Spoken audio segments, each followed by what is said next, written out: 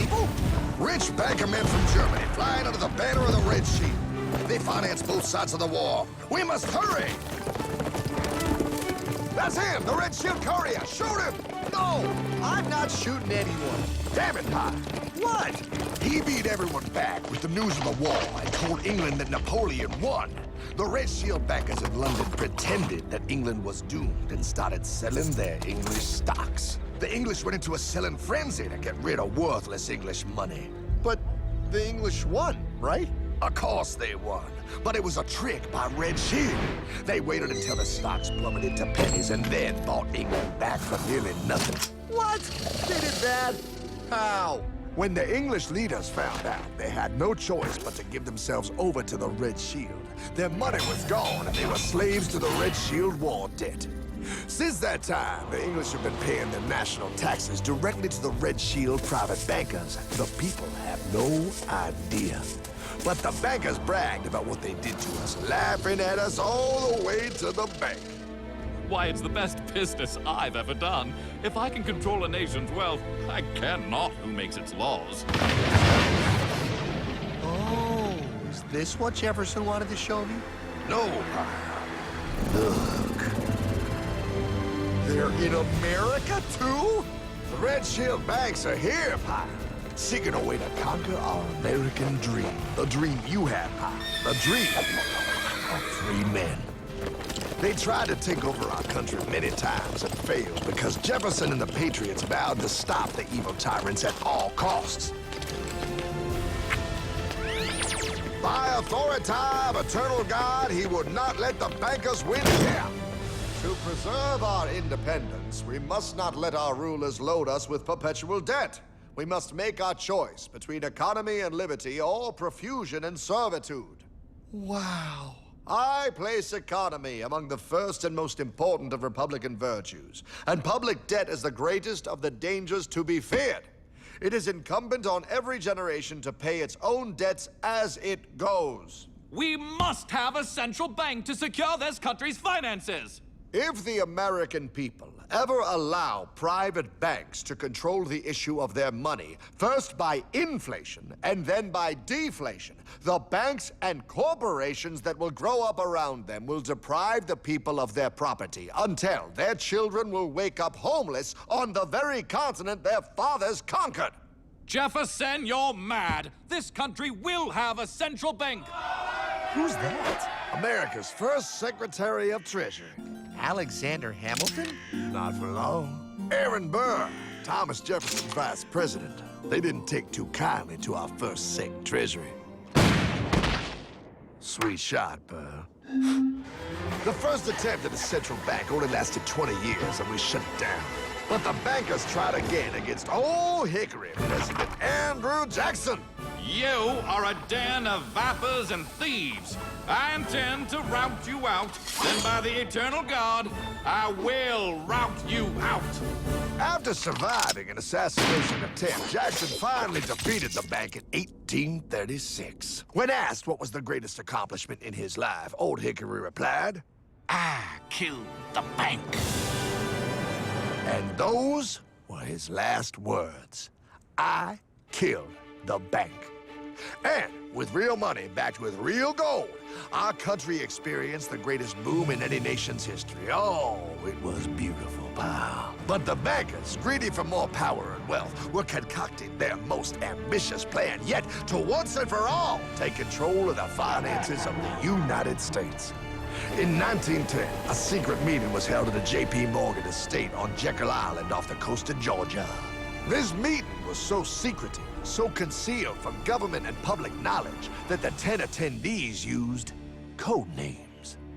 I am clearly the richest man, so I should be the one to run the super-secret central bank. I own all the oil in America. I'm clearly richer than you will ever be, hula girl. I should run the super-secret central bank. You're nothing compared to me, lube job. I shall run the secret bank. Silence! Supreme Master Leader, I didn't know you were gonna be here. I'm not. Neither are you, dumbass. Oh, yeah, right. He's so smart. None of you shall run the bank. We have failed in the past because of openness. This time, the key to success is secrecy. The people must believe that they run the bank. Yes, brilliant! A sneak attack. What's the plan? We first create panic, then we show them the solution. With our man in office and well-planned timing, we will have our central bank. And so the people think it is theirs. We shall christen it Federal. The Federal Reserve.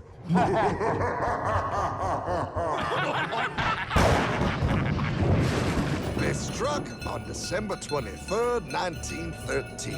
When most of our Congress were at home eating fruitcake, these bastards, I mean bankers, presented their treasonous act to their newly elected accomplice, Woodrow Wilson, who had fortuitously already agreed to sign it before he was even elected.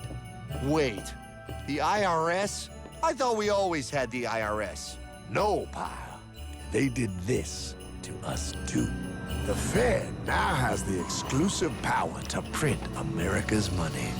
They loan this money to our banks and our government at interest, putting immediate debt on our own money, printing more and more, so each dollar they print becomes worth less than the one before.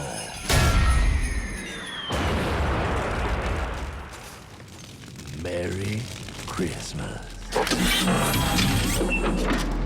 What in the hell is that?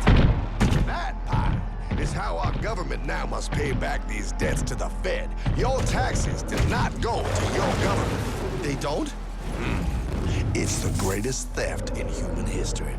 But, oh, okay, I mean, I sort of get what you're saying, but it's all so confusing. And really, Hartman, I don't see how it affects me at all. If I had more money, none of this would have happened. Hartman?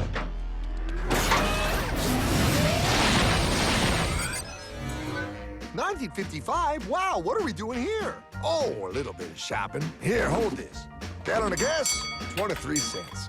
Postage stamp, 3 cents. Ounce of gold, $35. Hot baby, priceless. Best be getting back. Hey, Hartman! I need my car, man! Oh, was that Michael J? Yeah, he'll be fine. Now, pal, would you agree that you have the same exact things you had in 1955? Yeah, 1 stamp, 1 gallon of gas, 1 ounce of gold, and 1 home. Wow, we just made a lot of money. Hey! Gotta pay your taxes. Bet it's nice to have made all that money. Wait, that isn't fair. Now I actually have less money. I can't even go buy the things I just sold. The IRS and the Fed's inflation work together, pal. They aren't just taxing gain, they are taxing their inflation. You are no richer than you were in 1955. Now, does that sound fair or American to you? Yeah, but I mean, who doesn't hate taxes? I hate the IRS anyway. Pal, the higher they make the inflation, the more your money they take. It's thievery. You're not paying taxes on any more. You are paying taxes on the same. And now, you have less. They take our property away right in front of our eyes, just like Thomas Jefferson said they would. What's that? Oh, they found us! Quick, my sword! What sword? We don't need your banking machine! I'll condemn you to die, damn it! Die! Pile! The Yankee bogey on my 9! Take him at his knees!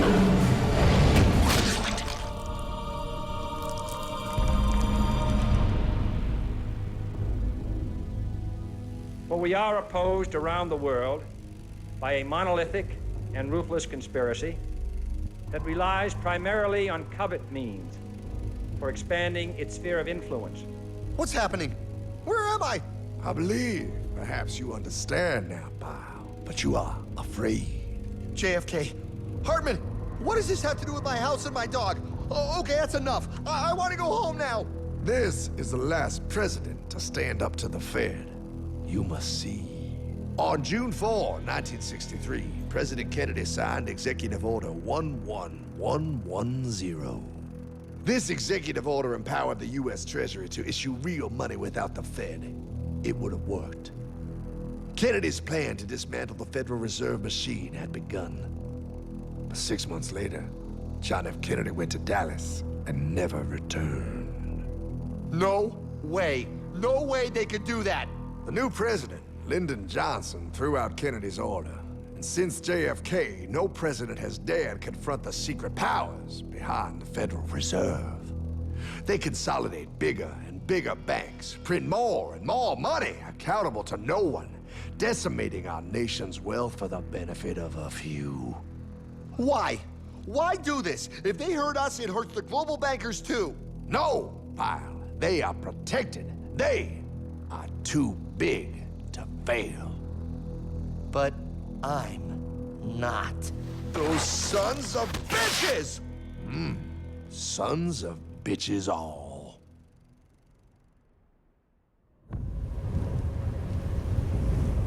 The day was cold. The wind sharp and strong. But we were determined. The bankers and their parasites had us vastly outnumbered, but their hubris made them weak. Not like us. Not like this band of immortals we have assembled. We have come to take back our... Hardman? Is that... My dog. Oh, Then the inevitable. The money kings could ignore us no longer. They sent an emissary, a cog in their machine of greed to bring about our submission. Hank Paulson. Hardman, this is blasphemy. We own the corners of the earth. It is futile to challenge us. Oh, I've seen that look before. That of a predator taking in the scent of its prey. Bold, fearless, the look of a free man. You have come far, Hardman. Farther than most. Be smart now. Join us. We will bring you money, power, everything you want. You can be one of us, if you will kneel.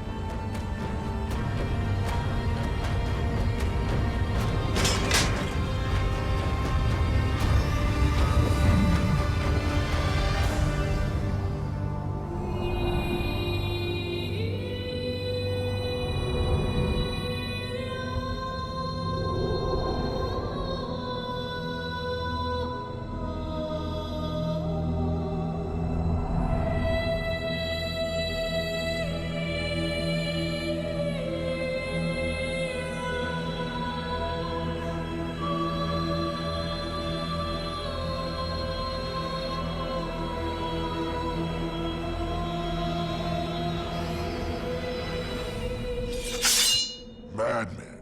You're a madman. We're offering you everything. What do you think this is?